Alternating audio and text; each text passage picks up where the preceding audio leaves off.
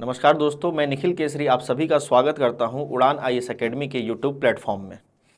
हम लोग मुख्य परीक्षा 2024 के जो प्रश्न पत्र हैं उनकी एक श्रृंखला चला रहे हैं। उसी कड़ी में आज पेपर नंबर 7 पार्ट 2 जो कि अंतर्राष्ट्रीय संबंध और खेल के संबंध में यहाँ पर जो प्रश्न आए हुए थे उन पर आज हम लोग विस्तृत चर्चा करेंगे।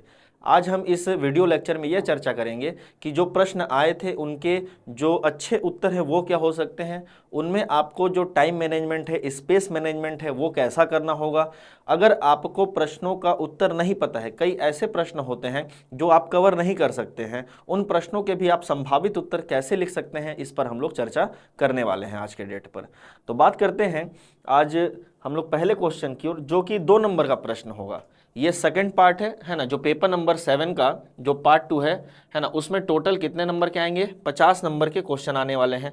इन 50 नंबर के क्वेश्चन का जो डिस्ट्रीब्यूशन होगा वो कुछ इस प्रकार से है कि जो 2 नंबर वाले प्रश्न होंगे उनकी संख्या होगी 6 और जो 4 नंबर वाले प्रश्न है ना, उनकी संख्या होगी कितनी? तो यहाँ पास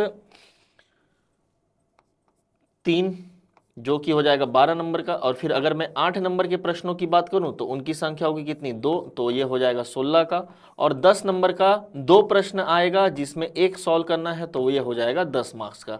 तो इस टोटल को देखेंगे तो आप ये हो जाएगा 50 मार्क्स का।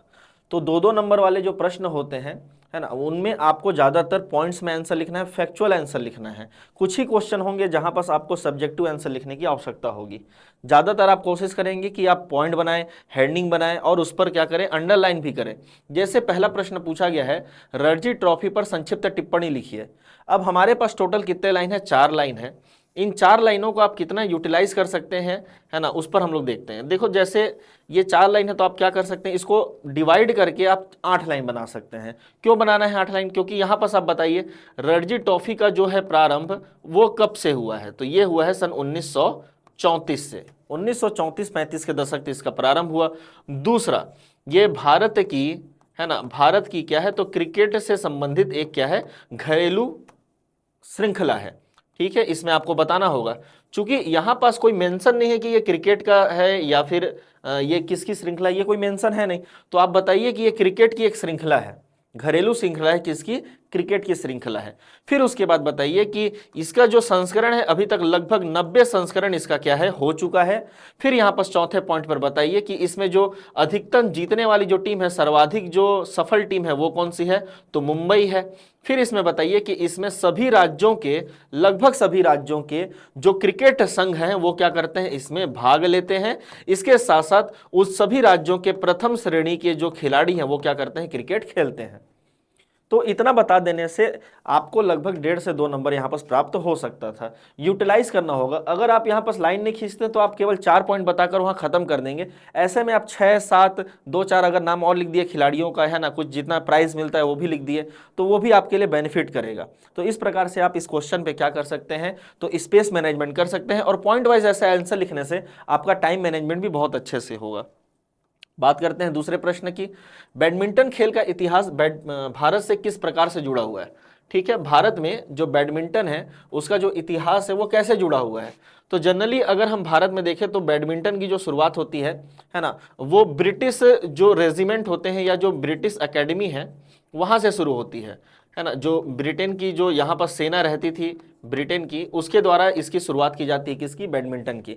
खासकर महाराष्ट्र का जो क्षेत्र है, महाराष्ट्र में जो पूना रेजिमेंट हुआ करता था, वहाँ के लोगों ने क्या किया, वहाँ इसके नियमों को स्थापित किया।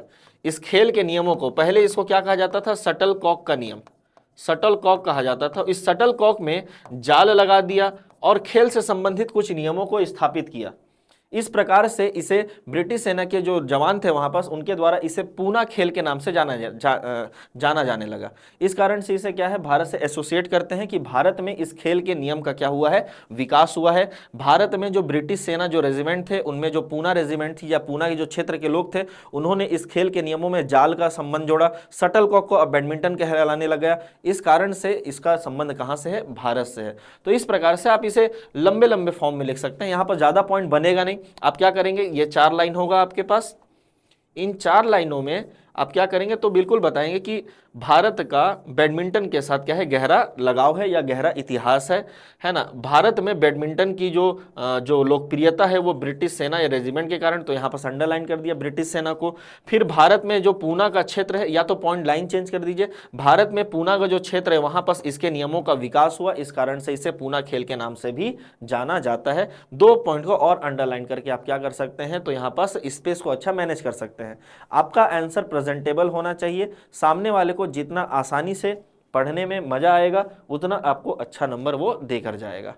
फिर बात करते हैं तीसरे क्वेश्चन की। तो तीसरा क्वेश्चन है, सार्क देशों द्वारा स्थापित विश्वविद्यालय का नाम बताइए तथा उस पर एक संक्षिप्त टिप्पणी लिखिए।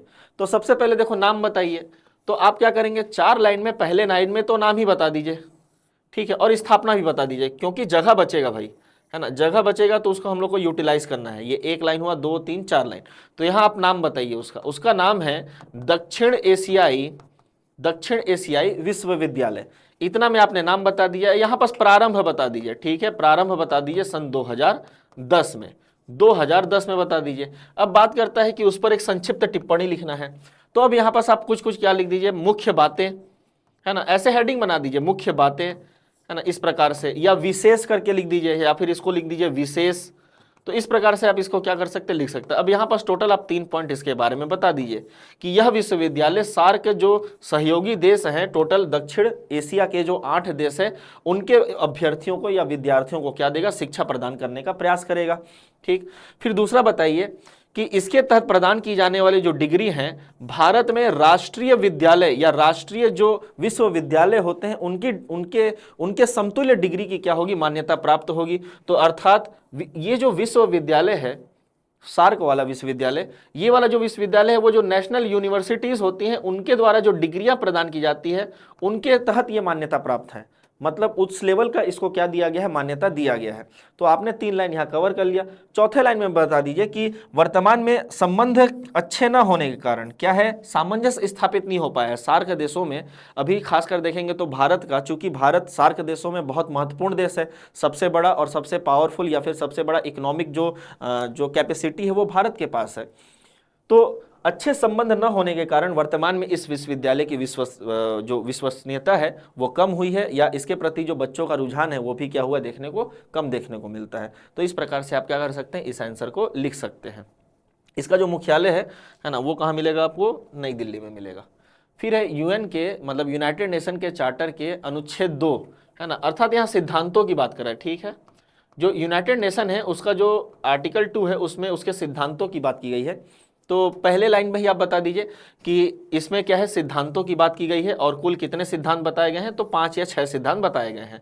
ठीक है, यहाँ बताइए कि आर्टिकल 2 में सिद्धांत की बात की गई है और कुल सिद्धांत कितने हैं, 5 या 6 सिद्धांत है। पहला क्या है, तो सभी के सभी अंतर्राष्ट्रीय सहयोग प्रदान करेंगे, सभी मुद्दों पर क्या प्रदान करेंगे, अंतर्राष्ट्रीय सहयोग प्रदान करेंगे। कोई भी देश एक दूसरे के मामलों पर, आंतरिक मामलों पर क्या नहीं करेगा, हस्तक्षेप प्रदान नहीं करेगा, कोई भी हस्तक्षेप नहीं होगा। जैसे है ना, कोई एक देश है ए और कोई एक देश है बी, तो ए क्या करेगा, बी के आंतरिक मामलों पर हस्तक्षेप नहीं करेगा। इसके साथ साथ सभी पूरे के पूरे विश्व के जितने देश हैं, चाहे वो यूएन के मेंबर हो या न हो, वो सभी के सभी क्या करेंगे, अंतर्राष्ट्रीय सहयोग प्रदान करने का प्रयास करेंगे। आखिरी लाइन बचेगा आपके पास, उससे ज्यादा लाइन बचेगा नहीं। ठीक है, तो आप क्या कर सकते हैं, अंतर्राष्ट्रीय सहयोग को बढ़ावा देना, ऐसा लिख सकते हैं। आंतरिक मामलों पर हस्तक्षेप न करना, इसके साथ साथ विवादों का समाधान बातचीत के माध्यम से सुलझाना। ठीक है, अब बीच में लाइन खींच दीजिए, अगर जगह बच रहा है तो लाइन खींचिए, है ना, और यहां पास और आगे बढ़िए। ठीक है, वैश्विक विकास करना या वैश्विक साझेदारी, है ना, या फिर जो पार्टनरशिप है, ट्रस्ट बिल्डिंग है, उसको बढ़ावा देना, वैश्विक साझेदारी का क्या करना, निर्माण करना।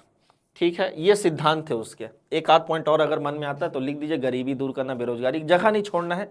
अगर मान लो नहीं समझ में आ रहा है क्या सिद्धांत हो सकता है तो बिल्कुल जगह मत छोड़िए, और वहां पास क्या कीजिए, आप लिख दीजिए वैश्विक गरीबी, बीमारी या आतंकवाद, ये सबको क्या करना है, आपको रोकना है, साझा प्रयास करना है इन सभी क्षेत्रों में, या सामाजिक, आर्थिक, राजनीतिक क्षेत्र में साझा प्रयास करना। इस प्रकार से आप इसको क्या कर सकते हैं, है ना, टैकल कर सकते हैं इस क्वेश्चन को। फिर इसके बाद बात करते हैं तो राष्ट्रीय खेल या भारतीय खेल प्राधिकरण के बारे में आप क्या समझते हैं। यही समझते हैं कि पहली बात गठन कब हुआ है है ना। इसका गठन कब हुआ पहले यही बताएंगे हम, है ना। हम क्या समझते हैं, हम तो पहले यही समझते हैं कि गठन कब हुआ है। आंसर आपका जो फ्रेमिंग होगा तरीका यही होगा पेपर 7 पार्ट 2 के लिए। नंबर इसी प्रकार से मिल रहा है।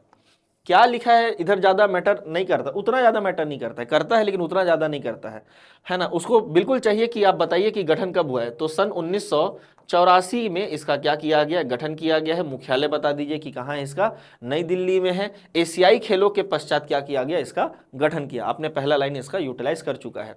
फिर यहाँ पर बताइए कि कार्य क्या है इनका, कार्य लिखिए या फिर डैश स्लैश करके उद्देश्य लिखिए, दोनों को एक साथ लिख दीजिए, कार्य और उद्देश्य। तो इनका कार्य क्या है, तो भारत में खेल प्रतिस्पर्धा को बढ़ावा देना, इसके साथ साथ जो प्रतिभागी होते हैं, जो खेल के संबंध में खिलाड़ी होते हैं, उनका क्या करना, शारीरिक और मानसिक विकास करना। दूसरा, जो प्रशिक्षण संस्थान है, चाहे क्षेत्रीय प्रशिक्षण संस्थान हो चाहे केंद्रीय प्रशिक्षण संस्थान हो, उन सभी का क्या करना होता है, संचालन करना होता है। और खिलाड़ियों से संबंधित जितने भी जरूरतें होती हैं, जो भी हो, शारीरिक हो, मानसिक हो, आर्थिक जरूरतें हैं, उनका हितों का ध्यान रखना किसका काम है, तो ये खेल प्राधिकरण का काम है। इसके बाद यदि मान लो थोड़ा सा जगह बच गया, क्योंकि थोड़ा सा जगह बच ही जाता है 2 नंबर के बाद, तो उसे भी मत छोड़िए, क्योंकि 2 नंबर का प्रश्न है और यहाँ पर डिफाइन नहीं है। हम क्या समझते हैं, हम बहुत कुछ समझते हैं, डिफाइन कर देता कि यहाँ पर उसके कार्य बताइए तो हम कार्य लिख के छोड़ देते। तो यहाँ पर आप बताइए कि ये किसके अंतर्गत आता है, तो ये एक मंत्रालय के अंतर्गत आता है जिसे बोलते हैं खेल मंत्रालय। युवा मामलों एवं खेल मंत्रालय के अंतर्गत क्या है, एक स्वायत्त संस्था है।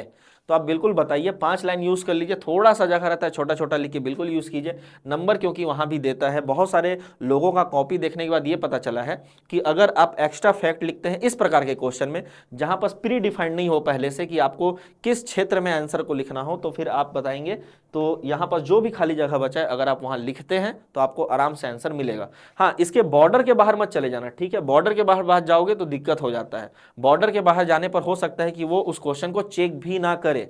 इस कारण से आपको बॉर्डर के बाहर नहीं लिखना है ना। और जहां क्रॉस क्रॉस का मार्किंग है वहां नहीं लिखना है। जैसे चौथे लाइन के बाद थोड़ा सा जगह बच जाता है ना, वहां लिख सकते हो आप, बिल्कुल लिख सकते हो। या इधर खाली जगह बच गया तो इधर बॉक्स बनाकर लिख सकते हो, ऐसा काम जरूर कर सकते हो। लेकिन इस बॉर्डर के बाहर मत जाना और ये जो क्रॉस है उसके बाहर भी मत जाना, ये जरूर करना आप।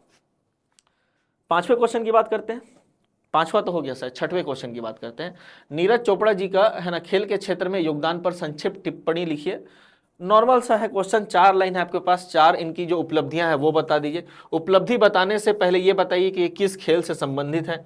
तो बताइए माननीय नीरज चोपड़ा जी किस खेल से संबंधित है, तो भाला फेंक खेल से संबंधित है, जिसे क्या कहा जाता है, तो जेवलिन थ्रो कहा जाता है, ठीक है। जेवलिन से संबंधित ये क्या है, खिलाड़ी है, एथलीट है।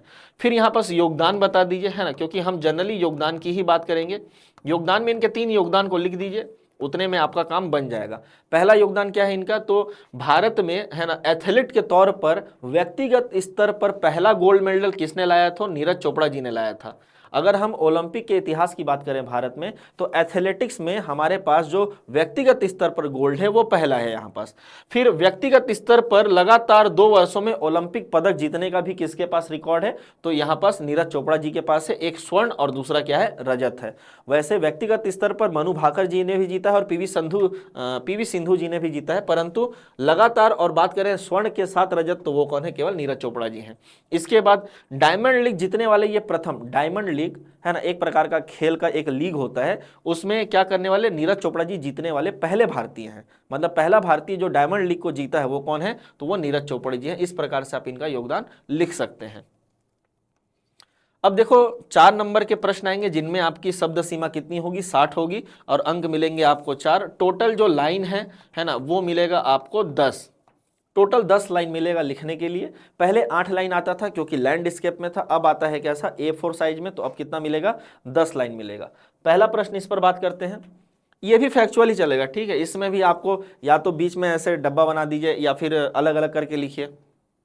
जैसे ये वाला क्वेश्चन है, सेमिकॉन इंडिया 2024 और अंतरराष्ट्रीय प्रौद्योगिकी सुरक्षा और नवाचार कोष के बारे में संक्षिप्त टिप्पणी कीजिए। 10 लाइन है, A4 साइज का है।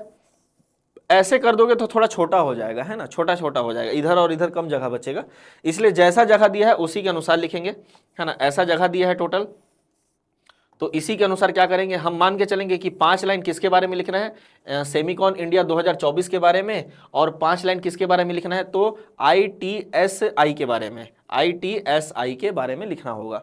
तो यहाँ पर आप क्या करेंगे, साइड हेडिंग डालेंगे, कैसे, सेमीकॉन इंडिया, और इसको मान लो बादल बादल बना दो या अंडरलाइन कर दो या डब्बे में कर दो, करना जरूर, छोड़ के नहीं आना, ठीक है, बिल्कुल करना। फिर यहाँ डैश करके बताइए कि भारत ने सन 2024 में सेमीकॉन इंडिया का क्या किया था, आयोजन किया था। अब इसके उद्देश्य क्या थे, तो साइड हेडिंग बनाना, उद्देश्य, और पहला उद्देश्य लिखना, भारत में क्या करना, निवेश को बढ़ावा देना।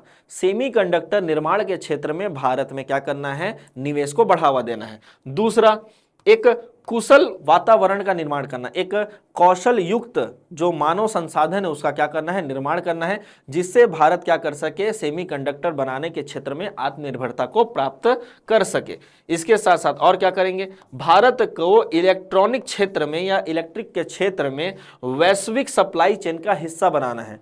चूंकि सेमीकंडक्टर भारत केवल अपने लिए नहीं बनाना चाहता है, वो पूरे विश्व के लिए बनाना चाहता है, तो विश्व के जो ग्लोबल सप्लाई चेन है उसमें हमको क्या करना होगा, तो यहाँ पास एक साथ साझा करना होगा। तो सप्लाई चेन का हम क्या बनना चाहते हैं, हिस्सा बनना चाहते हैं। तो इस प्रकार से आप क्या करेंगे, 5 लाइन का यूज करके सेमीकॉन इंडिया 2024 के बारे में आप बता देंगे। फिर इसके बाद क्या होगा, तो आप बताएंगे ITSI के बारे में। फुल फॉर्म मत लिखिएगा, ठीक है, फुल फॉर्म लिखने की कोई आवश्यकता नहीं है, क्योंकि फुल फॉर्म का वो शॉर्ट फॉर्म यहाँ पहले से लिख चुका है, ITAS फंड के बारे में बताइए। तो इस कारण से आपको फुल फॉर्म लिखने की कोई आवश्यकता नहीं है, सीधा ITSI फंड क्या होता है ये बताइए। तो यहाँ पर सीधा 5 पॉइंट हम लिखेंगे और कुछ नहीं करेंगे, बिल्कुल 5 पॉइंट लिख के छोड़ देना, ठीक है। ज्यादा दिमाग लगाओगे, पहली बात तो उतना समय है नहीं कि दिमाग लगाओ वहां पास, है ना, और ज्यादा दिमाग लगाओगे तो नंबर नहीं मिलेगा, क्योंकि वो फॉर्मेट में आप उलझ के रह जाओगे। जितना आसानी से उसको पढ़ने में मजा आएगा उतना आसानी से आपको नंबर देके जाएगा। तो आप बताइए कि इसका गठन अमेरिकी, है ना, चिप्स एक्ट 2023 के माध्यम से किया गया है। यह एक क्या है, पहला तो आपने बता दिया अमेरिका का गठन है भाई, ये है ना, अमेरिका का गठन है। दूसरा, यह एक क्या है, निवेश फंड है, जिसका जो आकार है वो कितना होगा, $500 मिलियन का है, ठीक है, ये अमेरिका ने बनाया है। फिर तीसरा पॉइंट बताइए, भारत और ITAS के मध्य क्या हुआ है, एक MOU साइन किया गया है, जिसके माध्यम से भारत में सेमीकंडक्टर के निर्माण हेतु क्या किया जाएगा, निवेश को आकर्षित किया जाएगा। फिर यहां पर बताइए कि अमेरिका के द्वारा सेमीकंडक्टर के जो सप्लाई चेन है उसको वैश्वीकरण करने का या विकेंद्रीकृत करने का प्लान किया जा रहा है, या उसकी योजना क्या है, सेमीकंडक्टर जो कि कहां बनता है, ताइवान में बनता है। चूंकि अमेरिका को पता है आज नहीं तो कल चीन क्या करेगा, ताइवान पर आक्रमण करेगा, और जैसे ही चाइना जो है ताइवान पर आक्रमण करेगा तो पूरी दुनिया में सेमीकंडक्टर की कमी हो जाएगी। तो अगर 4 साल के बाद किया, 5 साल के बाद किया, तो उतने समय तक तो हम वेट कर नहीं सकते। तो बीच का जो 4-5 साल का समय है, हम क्या करेंगे, सेमीकंडक्टर बनाने का जो प्लांट है वो ताइवान से हटाकर क्या कर देंगे, या तो वियतनाम, इंडोनेशिया, भारत, फिलीपींस, इन देशों पर लेकर चले जाएंगे। क्योंकि चाइना पे अगर सेमीकंडक्टर की निर्भरता बढ़ेगी तो पूरी दुनिया को लॉस होगा उससे, और ताइवान पर अटैक होने से क्या होगा, दुनिया का 80% जो सेमीकंडक्टर का मार्केट है वो पूरी तरीके से तबाह हो जाएगा। इस कारण से ITAS फंड का किसने निर्माण किया, अमेरिका ने निर्माण किया है। इतना जो लास्ट में बताया वो सब निबंध आता तब लिखने का काम आता, हमारे पास बस लिमिटेड यहाँ पास रिसोर्स है लिखने के लिए, लिमिटेड जगह है लिखने के लिए। तो पहला लाइन वही है, अमेरिका के इस एक्ट, चिप्स एक्ट के माध्यम से गठन हुआ है। सेमीकंडक्टर हेतु एक निवेश फंड बनाया गया है, कितने मिलियन का, $500 मिलियन का। भारत के साथ इसका क्या हुआ है, साझेदारी हुआ है। और जो विकेंद्रीकरण करना चाहता है अमेरिका, इसके माध्यम से क्या करना चाहता है, तो सेमीकंडक्टर जो बनाने की या उत्पादन करने की जो इकाइयां हैं उनका विकेंद्रीकरण करने का क्या हो रहा है, प्रयास किया जा रहा है। आगे बढ़ते हैं अगले क्वेश्चन की ओर। अगला जो क्वेश्चन मिलेगा आपको वो क्वेश्चन नंबर 8 में, भारत में कबड्डी का इतिहास क्या है। लंबा इतिहास है ना भारत। अब देखो इतिहास क्या है, हमारे पास टोटल कितने लाइन है, फिर से 10 लाइन है। पैराग्राफ में लिखोगे नंबर नहीं मिलेगा, क्योंकि वो पढ़ेगा ही नहीं, बिल्कुल नहीं पढ़ेगा, ठीक है। वो आपको 4 नंबर में 1.5 नंबर और 1 नंबर देके निकाल देगा। आप इसे पॉइंट बना दीजिए, 4 नंबर का क्वेश्चन है, 4 या 5 पॉइंट, 2 पॉइंट, जितना बन सकता है उतना बता देंगे, ठीक है। फैक्ट तो शायद ही अभी याद आएगा मुझे, है ना। यहाँ पास आप बता सकते हैं कि प्राचीन इतिहास में इसका क्या रोल रहा है ना, क्योंकि इसके साक्ष्य हमें प्रागैतिहासिक काल से मिलते हैं। चित्रकला में भी हम देखा गया है कि कुश्ती का खेल होता था, या फिर एक बल का खेल होता था, उसमें आत्मरक्षा का भी खेल होता था, साहस का खेल होता था, तो यहाँ से आप उसको इंक्लूड कर सकते हैं। दूसरा, साहित्य में भी क्या मिला है, इसके प्रमाण मिलते हैं महाभारत में, और बुद्ध के साहित्य में क्या मिलता है कि कुश्ती का या फिर कबड्डी का क्या मिलता है, हमको इतिहास देखने को मिलता है। फिर भारत में जो औपचारिक रूप से, किसकी बात करेंगे, औपचारिक रूप से ठीक है, तो भारत में इसकी जो औपचारिक शुरुआत हुई थी सन 1920 के दशक में इसके खेल के नियम बने थे, और सन 1950 या 51 के आसपास क्या हुआ था, कुश्ती संघ का क्या हो गया था, निर्माण हो गया था। फिर और आगे आप बताइए कि भारत का क्या यहाँ उपलब्धि रहा है, क्या रहा है, उपलब्धि रहा है कुश्ती को लेकर। ठीक है, ओलंपिक जीता है कि नहीं जीता है, एशियाई खेलों में किस प्रकार का कुश्ती होता है। तो इस प्रकार से आप इस आंसर को क्या करेंगे, फॉर्म करेंगे। आप दिखाएंगे कि यहाँ पास मेरे पास क्या है, बहुत सारे पॉइंट्स हैं जिसके माध्यम से मैं भारत में कबड्डी के इतिहास को बताना चाहता हूँ। अब बात रही है ना, इसमें क्या लिखना है, तो फैक्ट ही लिख कर आना है आपको और कुछ नहीं है। ठीक है, बहुत ज़्यादा सब्जेक्टिव नहीं, ऑब्जेक्टिव 5 टाइप का क्वेश्चन है। सब्जेक्टिव लिखने का प्रयास करे हुए जैसे पैराग्राफ में लिखने का प्रयास करेंगे तो सामने वाले को बिल्कुल समझ नहीं आएगा, तो फिर हो सकता है वो बोलेगा कि 1-1.5 नंबर दे देता हूँ, थोड़ा बहुत तो लिखा ही है। फिर है 9वां क्वेश्चन है, भारत की एक्ट ईस्ट पॉलिसी दक्षिण पूर्वी एशियाई देशों के साथ अपने रणनीतिक और आर्थिक संबंधों को मजबूत करने में कितनी प्रभावी रही है। अब थोड़ा ध्यान देंगे तो प्रभावी रही है, यह है क्वेश्चन, किसके माध्यम से, एक्ट ईस्ट पॉलिसी के माध्यम से। तो हमारे उत्तर का पहला लाइन वही होगा। ठीक, इसमें 2 क्वेश्चन है। फिर दूसरा क्वेश्चन बोलता है कि भारत और आसियान देशों के बीच सहयोग के कौन से क्षेत्र संभावित है या संभावित क्षेत्र हैं। तो वही काम करेंगे हम लोग, क्या करेंगे, शुरुआत के 5 लाइन के लिए पहला प्रश्न का उत्तर और बाद के 5 लाइन के लिए दूसरे प्रश्न का उत्तर लिखेंगे। पहले 5 लाइन में जो पहला लाइन है उसमें हम लोग क्या करेंगे, एरो करके या फिर सीधा एक हेडिंग बनाएंगे, एक्ट ईस्ट पॉलिसी, या सीधा लिखना चालू कर दो, एक्ट ईस्ट पॉलिसी के माध्यम से भारत और दक्षिण पूर्व एशियाई देशों में बहुआयामी क्या हुआ है, तो फिर प्रभाव रहा है। इसका क्या रहा है, बहुआयामी प्रभाव रहा है। पहला प्रभाव किसकी बात करता है, तो पहला प्रभाव है रणनीतिक प्रभाव। तो यहां हेडिंग साइड हेडिंग डालेंगे रणनीतिक प्रभाव। रणनीतिक प्रभाव, रणनीतिक प्रभाव में क्या क्या आ सकता है, तो सुरक्षा की दृष्टि से किस प्रकार महत्वपूर्ण है ना, जो हथियारों के खरीद बिक्री से किस प्रकार महत्वपूर्ण है, संचार को लेकर किस प्रकार से ये महत्वपूर्ण है। तो इस प्रकार बताइए। सुरक्षा में क्या, दक्षिणी चीन सागर को लेकर भारत और दक्षिण पूर्वी देशों में क्या हुआ है, समझौता हुआ है कि वहां ओपन नेविगेशन होगा।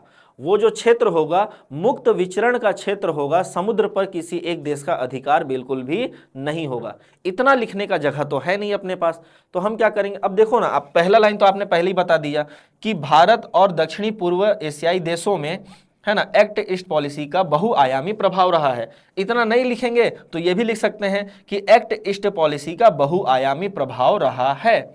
पहला क्षेत्र क्या हो गया, रणनीतिक क्षेत्र। अब इसमें 3 पॉइंट तो भाई लिखना ही पड़ेगा, तो टोटल आपने 3 और एक 4 लाइन का यूज कर लिया। अब देखो, रणनीतिक साझेदारी लिखने के बाद आपके पास एरो कर करके कितना जगह बचा है, तो एक लाइन में 6 शब्द लिखना है। 2 तो ऐसे ही लिख चुके हैं आप, 4 शब्द लिखोगे तो सुरक्षा में क्या लिखोगे, दक्षिणी चीन सागर में मुक्त विचरण, दक्षिणी चीन सागर में मुक्त विचरण। फिर हथियारों में क्या लिखोगे, ब्रह्मोस की बिक्री या फिर रक्षा उपकरणों की बिक्री। संचार में क्या लिखोगे, भारत के उत्तर पूर्वी राज्यों में सुरक्षा हेतु संचार या कलादान प्रोजेक्ट, क्या लिखेंगे, कलादान मल्टी सेक्टोरल प्रोजेक्ट, है ना, एक प्रोजेक्ट है, नदी है ना, वहां से ये प्रोजेक्ट चल रहा है जिससे बांग्लादेश पर निर्भरता हमारी कम हो जाएगी। फिर अगर हम दूसरी बात करें तो आर्थिक प्रभाव की, अब देखो एक लाइन बचा है या 2 लाइन आप लिखोगे ज्यादा से ज्यादा, मतलब 6वें लाइन का यूज करोगे आप, तो आर्थिक प्रभाव में क्या होगा, तो ये हमारे भारत का चौथा सबसे बड़ा क्या है, आर्थिक साझेदार है। इकोनॉमिक पार्टनरशिप की बात करें तो चौथा है। इसके साथ साथ अगर हम मानव टू मानव कनेक्शन में खासकर कौशल विकास के लेकर देखें तो कौशल विकास के क्षेत्रों में भी बहुत ज़्यादा क्या है, योगदान कर रहा है। इसके साथ साथ भारत में जो पाम ऑयल की जो खरीदारी है उसमें भी हमारा सहयोग कर रहा है। इसके साथ साथ जो वैश्वीकरण जो है, जो ग्लोबल सप्लाई चेन है उसका विकेंद्रीकरण करने में भी किसका योगदान है, भारत और आसियान का बहुत बड़ा योगदान है। या इनके जो रणनीतिक प्रभाव है, भारत का जो एक्ट ईस्ट पॉलिसी है उसका बहुत बड़ा योगदान है। लेकिन इतना लिखोगे तो फिर 7 और 8 लाइन चला जाएगा, सेकंड क्वेश्चन के लिए आपके पास जगह नहीं बचेगा। तो फिर आप 2 लाइन लिखोगे सेकंड क्वेश्चन को और वो चेक भी इसी आधार पर करेगा। कितने नंबर का है, 4 नंबर का है। वो क्या बोलेगा, आपने ना 8 लाइन यूज कर लिया पहले के लिए और 2 लाइन यूज किया दूसरे के लिए, तो वो सीधा सीधा देखेगा कि 2 नंबर को इसको जज करूंगा तो मैं 1.5 नंबर यहां से दूंगा और आधा नंबर यहां से देके छोड़ दूंगा आपको, मैक्सिमम 2 नंबर देगा आपको। लेकिन अगर आप इसको थोड़ा कम करो, 8 की जगह केवल 5 लाइन लिखो, है ना, फैक्ट को कॉमा कॉमा करके बड़ा बड़ा ना लिख के छोटा छोटा लिखो, तो हो सकता है कि वो 2 पे यहां पास 2 दे दे और यहां पास एक और 1.5 दे दे, तो 3 और 3.5 का संभावना ऐसे बनेगा आपका। फिर भारत और आसियान देशों के बीच में सहयोग के कौन कौन से संभावित क्षेत्र है। ये पढ़ते समय हम लोग अवश्य पढ़ते हैं कि यहाँ 4C है ना, 4C वाला कॉन्सेप्ट चलता है। क्या क्या चलता है, तो कल्चर पार्टनरशिप मतलब सांस्कृतिक क्षेत्रों में योगदान देंगे। दूसरा है कॉमर्स, व्यापारिक क्षेत्रों में साझेदारी की बात करेंगे। तीसरा है कैपेसिटी बिल्डिंग मतलब क्षमता निर्माण, क्षमता निर्माण की बात करेंगे। तो आपने क्या किया, 3 लाइन का तो यूज कर लिया और पहला लाइन में वही बताया था, आसियान देशों के साथ भारत के बहुत बहुआयामी, या फिर नहीं भी बताओगे तो डायरेक्ट लिखना चालू करो। फिर लास्ट लाइन जो बचेगा आपके पास वो सी होगा क्या, तो कैपेसिटी बिल्डिंग हो गया है ना, कॉमर्स हो गया है, और एक कल्चर हो गया है, और एक और है ना, सी से देखेंगे तो कनेक्टिविटी है यहाँ पास, क्या है, संचार। तो संचार को भी आप यहाँ पास लिख दीजिए, हो गया। तो ये स्पेस मैनेजमेंट की बात हो रही है यहाँ पास, किसकी बात हो रही है, स्पेस मैनेजमेंट की बात हो रही है। कैसे करेंगे आप यहाँ पास स्पेस का मैनेजमेंट। फिर आगे बढ़ते हैं अगले प्रश्न की ओर। जो अगला प्रश्न है हमारा है ना, वो 8 नंबर का है। टोटल कितनी है यहाँ पर 100 शब्द लिखने हैं आपको, लगभग 15 लाइन यहाँ पर देखने को मिलेगा। 15 लाइन में आपका इसका आंसर होगा। पहला क्वेश्चन इसमें था विश्व और भारत में हॉकी के ऐतिहासिक विकास को लिखिए। अब देखो 2 क्वेश्चन है फिर से, विश्व में हॉकी का विकास और भारत में हॉकी का विकास। फिर से वही काम करेंगे दोस्तों, हम लोग क्या करेंगे तो ऐसे ऐसे जगह बना देंगे और हम लोग क्या करेंगे तो 8 लाइन लगभग विश्व के बारे में देंगे और लगभग 7 लाइन किसको देंगे तो भारत को देंगे। 8 लाइन विश्व के बारे में क्या देंगे तो विश्व में हॉकी का विकास कहां से हुआ या उदय कहां से हुआ या प्रारंभ कहां से, जो भी आप टॉपिक डालना चाहें, प्रारंभ, उदय, विकास, जो भी डालना चाहें। सबको पता है इंग्लैंड से हुआ है, ठीक है। हॉकी का विकास कहां से हुआ है तो सन 1800 या 19वीं सदी में कहां से हुआ तो ब्रिटेन में हॉकी का विकास हुआ है। हॉकी के नियम भी कब बने तो सन 1890 के दशक में क्या बन गया, हॉकी का जो नियम बना, या 1895 के आसपास हॉकी के क्लब बनने चालू हो गए, ये बताएंगे, है ना। फिर 1908 में पहली बार हॉकी को ओलंपिक में क्या किया गया है, शामिल किया गया है। आप देखो 4 पॉइंट और 8 लाइन, कम से कम 5-6 लाइन खर्च कर चुके हैं, 2-3 लाइन बचा है बस। फिर यहां पर आपको यह भी बताना होगा कि आइस हॉकी होती है, हॉकी लिखा है ना भाई, थोड़ी लिखा है कि घास वाला हॉकी होगा, केवल आइस हॉकी भी होती है। तो अमेरिका और कनाडा के द्वारा क्या किया गया, आइस हॉकी की शुरुआत की गई है। इसके साथ आप बताएंगे कि यहां पर सिंथेटिक एस्ट्रोटर्फ, सिंथेटिक क्या किया गया, एस्ट्रोटर्फ की शुरुआत की गई सन 1970 में, है ना। क्योंकि ये एक प्रकार का बहुत अलग प्रकार का चरण था। नॉर्मल ग्राउंड में अब हॉकी ना होकर कहां होगी, एस्ट्रोटर्फ टर्फ में होगी, तो सिंथेटिक टर्फ में होगी। तो आप लगभग 8 से 9 लाइन क्या करेंगे, विश्व के हॉकी का विकास बता देंगे इन्हीं पॉइंट के माध्यम से। फिर भारत में हॉकी का विकास किसके माध्यम से हुआ तो ब्रिटेन के माध्यम से हुआ। ब्रिटेन के द्वारा जितने भी औपनिवेशिक थे, उसके जितने भी औपनिवेशिक देश थे, उन देशों में किसके, है ना, उन देशों में क्या हुआ, हॉकी का विकास हुआ। भारत में भी हॉकी क्लब की स्थापना हुई सन 1910 के दशक में। ये बताइए भारत में हॉकी क्लब की स्थापना सन 1910 के दशक में हुई। दूसरा बताइए कि भारत में सन 1924 के एम्स्टर्डम शायद था ना, वहीं पास क्या हुआ था तो अपना पहली बार ओलंपिक भारत गया था और वहां पर स्वर्ण पदक जीता था। फिर आप बताइए कि भारत में जो सर्वाधिक स्वर्ण पदक है ओलंपिक के क्षेत्र में वो कहां से आया है तो हॉकी से आया है। मेजर ध्यानचंद्र जैसे यहां पास क्या हुए हैं तो खिलाड़ी हुए हैं। तो लगभग यहां पास 4 या 5 पॉइंट बनेगा। आप 6 लाइन का यूज करके आंसर को क्या करेंगे, कंप्लीट करेंगे। इससे ज्यादा और कुछ नहीं बन सकता, ठीक है। यहां पास इतिहास को लेकर इस बार क्वेश्चन में इतिहास को ज्यादा पूछा है, खेल जितने भी इतिहास है ना उनको ज्यादा पूछ लिया है वो। फिर दूसरा क्वेश्चन अर्थात अंतिम क्वेश्चन है 8 नंबर पर, भारत बांग्लादेशों के संबंधों में मौजूदा चुनौतियों को बताइए। देखो पुरानी चुनौती नहीं बताना है, क्या बताना है, मौजूदा चुनौती को बताना है, वर्तमान में क्या चुनौतियां चल रही हैं, ठीक। और फिर उसका समाधान भी मांगा है, तो समाधान थोड़ा सा कम लिखना पड़ेगा हमें। लगभग हम लोग 10 लाइन यूज करेंगे किसके लिए, चुनौती के लिए। 10 लाइन चुनौती के लिए यूज करेंगे और लगभग 4 से 5 लाइन किसके लिए, समाधान के लिए यूज करेंगे, ठीक। चुनौती क्या क्या है तो मौजूदा चुनौती। अब देखो हम लोग ना खुद ही बता देंगे कि हम लोग केवल मौजूदा चुनौती की बात कर रहे हैं। मौजूदा चुनौती पहला, यहां पास पहला डालना, ठीक है, इस लाइन को छोड़ मत देना, ठीक। या तो इसको थोड़ा सा यहाँ पर, यहाँ जो जगह खाली रहता है वहां डाल दो हेडिंग को और यहीं से पहला पॉइंट शुरू करो। जैसे अगर आप कॉपी देखोगे तो कॉपी कैसा होता है हमारा, ऐसा है, ठीक है, पहला लाइन ऐसा है और यहाँ थोड़ा सा ना क्वेश्चन लिखने के बाद जगह खाली बच जाता है, यहाँ जगह खाली बचता है तो यहाँ लिख दो मौजूदा स्थिति, ऐसा करके फिर यहाँ से आप पहला पॉइंट डालो, है ना, पहला, दूसरा, तीसरा, इस प्रकार से डालते जाओ। अब है क्वेश्चन कितने नंबर का, 8 नंबर का। टोटल 2 क्वेश्चन इस पे हम लोग यहाँ डिवाइड कर रहे हैं 10 और 5 पर। ये क्वेश्चन पढ़ते ही आपके दिमाग में आ जाना चाहिए। तो यहाँ पर जब हम इसको डिवाइड कर रहे हैं तो हम मान के चलते हैं कि यहाँ पर 8 में से 5 नंबर का ये है और 3 नंबर का ये है। 5 नंबर के लिए मुझे कम से कम 5 से 6 पॉइंट तो देना ही होगा। ठीक, यहाँ पर पहला बताएंगे कि अवैध घुसपैठ होना, क्या होना, अवैध घुसपैठ होना, ये इसके बारे में बता देंगे। तो यहाँ पास जो अवैध, यहाँ पास जो घुसपैठ है उसका बहुत बड़ा चुनौती है भारत में, इन्फिल्ट्रेशन जो होता है बॉर्डर का। दूसरा, बॉर्डर का पूरी तरीके से, या यहाँ लिख सकते हैं सीमा विवाद, है ना, सीमा विवाद बहुत बड़ा मुद्दा है भारत के लिए। न्यूमोर द्वीप हो गया, जो है ना, जो नए नए द्वीप निकल कर आ गए हैं, जो इनक्लेव होते हैं वो। तीसरा जो महत्वपूर्ण है वो है क्या, तो जो शेख हसीना थी, है ना, उनको भारत ने क्या दे दिया है, असाइलम दे दिया है, शरण दिया है। तो शेख हसीना का मुद्दा, सीधा लिखो यहाँ पर शेख हसीना का मुद्दा या पूर्व प्रधानमंत्री का मुद्दा, ऐसा लिख सकते हैं। चौथा, पाकिस्तान और बांग्लादेश के मध्य बढ़ती हुई क्या साझेदारी या उनका जो गठजोड़ है भारत पाकिस्तान, बांग्लादेश, पाकिस्तान और चाइना का। फिर 5वां लिखो आप, ऊर्जा क्षेत्र में चुनौती, है ना, जो पेमेंट बचा हुआ था कि इसका अडानी ग्रुप का पेमेंट बचा हुआ था, वो भी एक बहुत बड़ा मुद्दा बन गया था, है ना। 6वां आप यहाँ पर बताइए कि बांग्लादेश के जो इतिहास है ना, उस पर क्या किया जा रहा है, चोट पहुंचा जा रही है, ये भी एक बहुत बड़ा मुद्दा है, क्योंकि उन्होंने क्या किया, अपने लोगों को ये बताना चालू किया कि भारत का रोल बहुत कम था बांग्लादेश के निर्माण में और पाकिस्तान उतना दुश्मन नहीं है जितना कि हम वहां जानते हैं। तो इस प्रकार से आप 5-6 पॉइंट में क्या बताएंगे, चुनौतियों को बता देंगे। ठीक, एक और बता सकते हैं, भारत के उत्तर पूर्वी राज्यों में जो सुरक्षा की दृष्टि से चुनौती उत्पन्न हो चुकी है, सिलीगुड़ी जो कॉरिडोर है, जो सिलीगुड़ी कॉरिडोर है ना, जिसको हम लोग, बेकार टर्म है, एकदम बेकार टर्म है, लेकिन हम कहते हैं क्या, चिकन नेक, है ना, नहीं कहना चाहिए उसे चिकन नेक, है ना, वो हम क्या कहेंगे उसे, सिलीगुड़ी कॉरिडोर। तो सिलीगुड़ी कॉरिडोर पर भी क्या है, खतरा उत्पन्न हुआ है आज के डेट में। समाधान क्या है, समाधान पहला ये है कि बांग्लादेश में क्या हो, चुनाव हो, बांग्लादेश में एक लोकतांत्रिक सरकार का क्या हो, गठन हो। दूसरा, भारत का बांग्लादेश के साथ क्या हो, तो ट्रस्ट बिल्डिंग हो। ट्रस्ट बिल्डिंग मतलब एक साझेदारी उत्पन्न हो जिसमें कि दोनों की सहमति हो सभी क्षेत्रों को लेकर, है ना। तीसरा क्या है, भारत में रह रहे जो अवैध बांग्लादेशी हैं उन्हें बांग्लादेश क्या करे, स्वीकार करे। चौथा समाधान क्या है, रोहिंग्या का जो मुद्दा है ना, वो भी क्या है, बांग्लादेश के साथ डिस्कस करके म्यांमार में इस समस्या को सुलझाया जा सकता है। तो इस प्रकार से 3 से 4 आप क्या लिखेंगे, समाधान लिखकर इस प्रश्न का आंसर क्लियर कर देंगे। अब बात करते हैं अंतिम प्रश्न, जिसमें आपको 2 प्रश्न मिलेंगे, सॉल्व करना होगा एक। इसमें 2 प्रश्न है ना, केवल एक को सॉल्व करना है और आपको दूसरा सॉल्व करने की जरूरत नहीं है। क्या है प्रश्न भाई, तो अच्छा प्रश्न दिया था, है ना, पेज ऐड कर लेते हैं इसमें, फिर काम आएगा हमारे।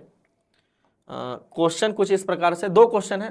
पहला क्वेश्चन तो बहुत आसान है, क्रिकेट के नियमों के अनुसार एक बल्लेबाज को कितने प्रकार से आउट किया जा सकता है, उनकी सूची बनाइए, विस्तार से वर्णन कीजिए। सीधा बोला है, सूची बनाओ और वर्णन करो। और हमारे पास देखो ये 10 मार्क्स का क्वेश्चन है और इसमें आपको 125 वर्ड लिखना है, 20 लाइन मिलेगा आपको। कितने लाइन, 20 लाइन मिलेंगे।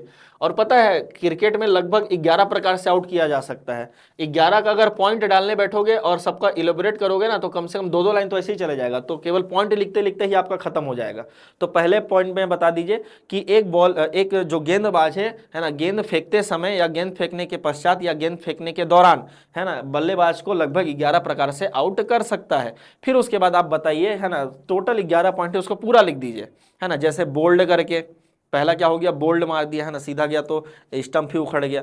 दूसरा क्या हुआ, कैच आउट हो गया, है ना, मारा बल्लेबाज ने और क्या हुआ, कैच आउट हो गया। तीसरा जो कीपर है वो क्या कर दिया, स्टंपिंग कर दिया। चौथा हिट विकेट हो गया, खुद के बल्ले से मार दिया, ये भी एक तरीका है। 5वां क्या होगा, तो LBW हो गया, है ना, बाधा वाला जो होता है, बाधा के अनुसार होता है। 6वां क्या हो गया, टाइम आउट हो गया, उसको आने में थोड़ा सा लेट हो गया तो उससे भी क्या हो जाएगा, वो आउट हो जाएगा। 7वां क्या हो गया, मैन केडिंग बोलते हैं उसको, मतलब जब अगर गेंदबाज गेंद फेंक रहा होता है और गेंद फेंकने के दौरान जो अपोजिट साइड में जो बंदा खड़ा है, जो खिलाड़ी खड़ा है, अगर वो क्रीज से बाहर निकल जाए तो उसे क्या किया जा सकता है, आउट किया जा सकता है। बिल्कुल ये है। एक और हो गया, ये 6-7 हो गए। फिर एक हो गया रन आउट भी कर सकते हैं आप, बिल्कुल। अगर कोई गेंदबाज दौड़ रहा है और अगर वो क्रीज के अंदर नहीं पहुंच पाए तो वहां पर वो क्या हो जाएगा, रन आउट हो जाएगा। और क्या हो सकता है, फील्ड में बाधा उत्पन्न करने से, 8वां या 9वां पॉइंट होगा, फील्ड में बाधा उत्पन्न कर दिया आपने। 10वां पॉइंट क्या हो जाएगा, डबल टैप कर दिया। अगर आप जो बल्लेबाज है वो गेंद को केवल एक बार मार सकता है, डबल मारने पर क्या हो जाएगा, वो आउट करार दे दिया जाएगा। तो वैसे 10 पॉइंट 11 पॉइंट आपको याद आ जाएंगे वहां पास, आप उनको सीधा सीधा लिखिए, आपका आंसर कंप्लीट होगा। अच्छा नंबर मिलता है जब इस प्रकार का कोई क्वेश्चन आता है, सूची बनाइए और सीधा व्याख्या कीजिए। तो बिल्कुल सूची बना दो और व्याख्या कर दो, ज्यादा दिमाग मत लगाना है ना कि पैराग्राफ बना रहे हैं, ये बना रहे हैं, वो बना रहे हैं, ऐसा वैसा कुछ नहीं, सीधा सीधा लिख दो। एग्जाम्पल दे सकते हो, एग्जाम्पल भी दे दो, है ना। मैन कैडिंग में पहली बार कौन आउट हुआ था, श्रीलंका का एक प्लेयर आउट हुआ था, इस टाइप से एग्जाम्पल दे दो। टाइम आउट में भी एक बार आउट हुआ था, है ना। तो एग्जाम्पल दे देंगे तो आपको अच्छा होगा। फिर अगला क्वेश्चन क्या बोलता है, सार्क के बारे में, उसकी अप्रभावशीलता के कारण आलोचना हो रही है। यहाँ क्वेश्चन मार्क नहीं लगाया, वो खुद ही मानता है कि आलोचना हो रही है। इस आलोचना की प्रासंगिकता पर चर्चा कीजिए। अब बोलता है चर्चा कर दो, है ना। किसकी प्रासंगिकता पर, तो आलोचना की प्रासंगिकता पर चर्चा करो कि किस प्रकार से आलोचना करना सही है कि गलत है। फिर अगला क्वेश्चन, अब देखो यहां भी 2 ही क्वेश्चन, 10-10 लाइन का आंसर लिखना है। क्या बिम्स्टेक दक्षिण एशिया के में सार्क को रिप्लेस कर सकता है या उसकी भूमिका को पीछे करते हुए अधिक प्रभावी क्षेत्रीय संगठन के रूप में उभर सकता है, क्वेश्चन मार्क है। क्या सार्क का रिप्लेसमेंट क्या बिम्स्टेक होगा, इस पर हमको चर्चा करनी है। ठीक, तो शुरुआत की वही 10 लाइन को हम लोग क्या करेंगे, पहले क्वेश्चन को लिखने के लिए प्रयास करेंगे। पहला क्वेश्चन है कि सार्क क्या हो चुका है, अप्रासंगिक हो चुका है ना, उस पर चर्चा कीजिए। तो 10 लाइन में हम लोग को कौन कौन से पॉइंट डालना पड़ेगा, ज्यादा दिमाग मत लगाओ, सीधा सीधा। सार्क का गठन कब हुआ, अब हुआ। उसका मुख्यालय कहाँ है, काठमांडू में। 1985 में उसका गठन हुआ, यहाँ है ना। क्षेत्रीय एक संगठन है, ये क्या है, एक क्षेत्रीय संगठन है जिसमें कुल 8 देश शामिल हैं। भारत हो गया, पाकिस्तान, अफगानिस्तान, नेपाल, भूटान, बांग्लादेश, श्रीलंका, मालदीव, इस प्रकार की ये देश क्या है, शामिल है। ठीक, फिर बता दो वर्तमान में इसकी क्या है, बैठकें नहीं होती हैं और वर्तमान में ये जो संगठन है वो क्या हो चुका है, मृतप्राय हो चुका है। फिर कारण बताइए, कारण क्या हो सकते हैं, तो इसमें सबसे प्रभाव जब से इंपॉर्टेंट कारण है क्या, तो पाकिस्तान के द्वारा आतंकवाद का फैलाया जाना या पाकिस्तान और भारत के बीच में किसी भी प्रकार का साझेदारी न होना। ठीक, उसमें सबसे बड़ा योगदान क्या है, पाकिस्तान के द्वारा आतंकवाद। दूसरा, एक दूसरे के आंतरिक मामलों पर दखल देना। ठीक, तीसरा क्या हो गया, व्यापारिक जो समझौता है वो बहुत कम होना। दुनिया का एकमात्र ऐसा रीजन है, ये क्षेत्र है जहां पर व्यापार सबसे कम होता है आपसी देशों के साथ। अगर आपसी देशों के साथ अगर आपके व्यापारिक हित जुड़े होते हैं तो आपका क्या होता है, तो बिल्डिंग अच्छा होता है, मतलब बिल्डिंग साझेदारी बहुत अच्छी होती है। लेकिन भारत, बांग्लादेश, नेपाल, भूटान, श्रीलंका, मालदीव और ये पाकिस्तान, अफगानिस्तान व्यापार ही बहुत कम होता है। इस कारण से क्या है, इसकी प्रासंगिकता उतनी रह नहीं जाती है। ठीक, तो ये टोटल यहाँ 3-4 लाइन का यूज किया, यहाँ कम से कम 4 लाइन का यूज किया, 2 लाइन आपके पास बचा हुआ है। वर्तमान में क्या है, वर्तमान परिदृश्य में लिख सकते हैं कि भारत सार्क को ध्यान न देकर क्या कर सकता है, सार्क को ध्यान न देकर बिम्स्टेक की ओर क्या कर रहा है, ज्यादा ध्यान दे रहा है ना। और लाभ क्या हुआ है, तो लाभ हम लिख सकते हैं विश्वविद्यालय का निर्माण हुआ है, या परिणाम बता सकते हैं विश्वविद्यालय का निर्माण, सार्क सैटेलाइट छोड़ा गया है, इस प्रकार से आप बताइए। फिर उसके बाद हमें बताना होगा कि क्या सार्क का रिप्लेसमेंट बिम्स्टेक हो सकता है कि नहीं हो सकता है। तो बताइए बिम्स्टेक क्या है। सबसे पहले तो बिम्स्टेक क्या है, बिम्स्टेक एक दक्षिण पूर्व एशिया, मतलब ये भारत है ना, तो भारत का ये एशिया है पूरा मान लो, है ना। तो एशिया का दक्षिण हो गया, ये दक्षिण और पूर्व, मतलब इस ओर जाना है हमें, तो ये दक्षिण पूर्व एशिया का एक संगठन है बिम्स्टेक का फुल फॉर्म। और उसका गठन कब हुआ था, उसके साथ साथ ये किस ओर है, तो दक्षिण पूर्व एशिया में है, जिसमें भारत और आसियान देश क्या है, आते हैं। आसियान के लगभग देश क्या होते हैं, बिम्स्टेक के अंतर्गत आते हैं। या फिर आप ये भी बता दीजिए कि ये जो बंगाल है, बे ऑफ बंगाल के आसपास के जो क्षेत्र हैं वो यहाँ पर शामिल होते हैं। ठीक, अब सार्क का रिप्लेसमेंट हो सकता है कि नहीं हो सकता, उस पर चर्चा करते हैं। तो बिम्स्टेक जो है वो दक्षिण एशिया को और आसियान देशों को, जो पूर्वी दक्षिण पूर्वी देश है, उनके बीच में क्या करता है, एक ब्रिज का काम करता है।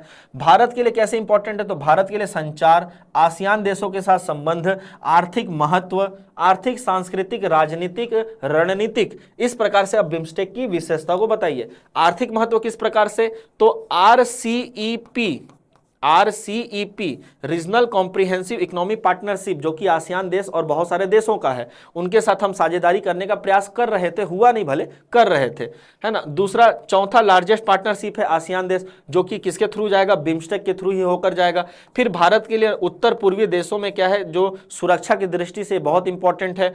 ठीक है, फिर चीन की बढ़ती हुई जो ताकत है, जो रिंग्स ऑफ पल्स है या जो बेल्ट एंड रोड इनिशिएटिव है, उसको काउंटर करने के लिए बिम्स्टेक बहुत अच्छा काम कर सकता है।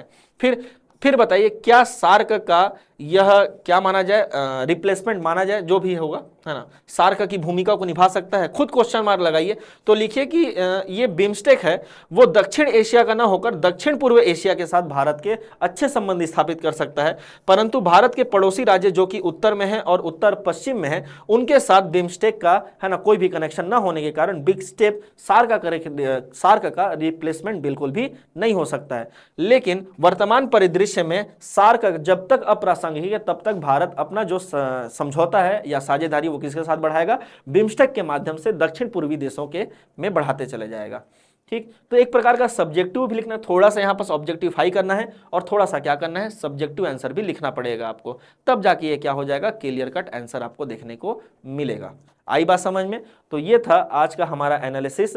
आई थिंक आप सभी समझ पाए होंगे कि कैसे यहाँ पर टाइम मैनेजमेंट करना है, कैसे स्पेस मैनेजमेंट करना है, और अगर और किसी भी प्रकार की समस्या होती है तो आप बिल्कुल हमारे कमेंट सेक्शन में, है ना, बिल्कुल कमेंट कर सकते हैं कि सर इसमें समस्या हो रही है, ये समस्या हो रही है।